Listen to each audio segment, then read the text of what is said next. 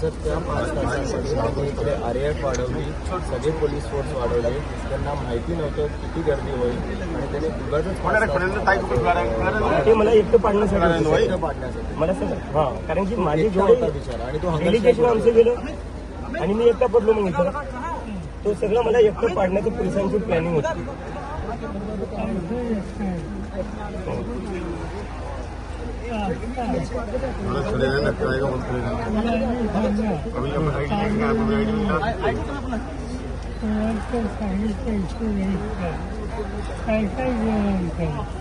Demand जातात sir.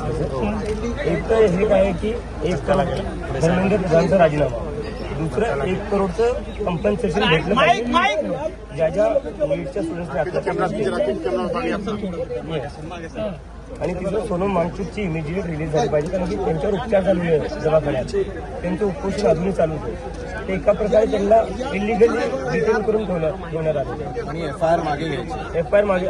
आणि हा जेवढ्या स्टुडंट्सवर FIR केलेली आहे, डिटेन केलेले आहे पोलिसांनी, त्या सगळ्या स्टुडंट्सला सोडण्यात यावं.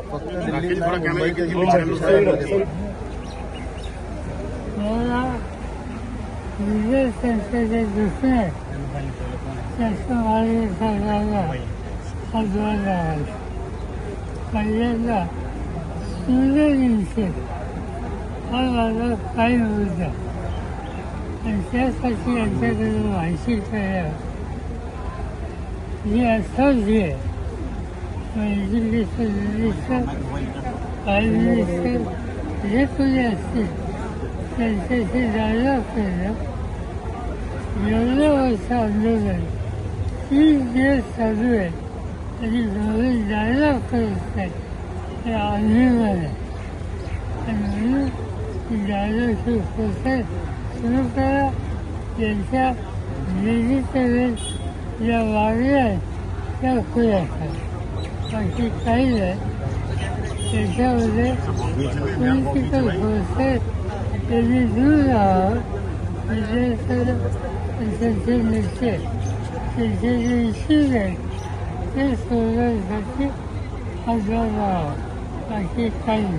सर, हिंदी में जानना चाहेंगे समन्वयासाठी एक संवाद व्हावा यासाठी तरी प्रयत्न केले पाहिजेत सरकारने असं वाटतंय दरम्यानच्या काळात. आम्ही तो प्रयत्न करणार ते करतील करते. उद्या फाळवणी सोडली, आज फाळवणी याच मुद्द्यावर चालू शकते.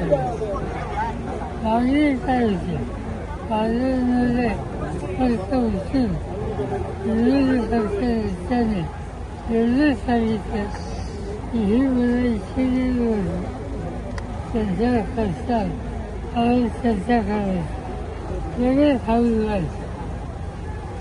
पण आम्ही फाळवणी यांच्या मुद्द्यावर चांगलं पाहिजे नाही करत दुसरीकडे आम्ही शांत बसणार नाही. काल पोलिसांकडून हिंसाचार झाला, त्या संदर्भात काही मागणी? वेगवेगळ्या प्रकारची टीका झाली, विशेष करून महाराष्ट्रात.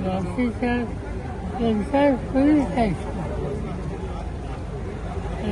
पोलीस सिनियर पोलीस अधिकारी त्यांचा असतो ते सगळ्या गोष्टी पण चौकस करायची असता सुद्धा.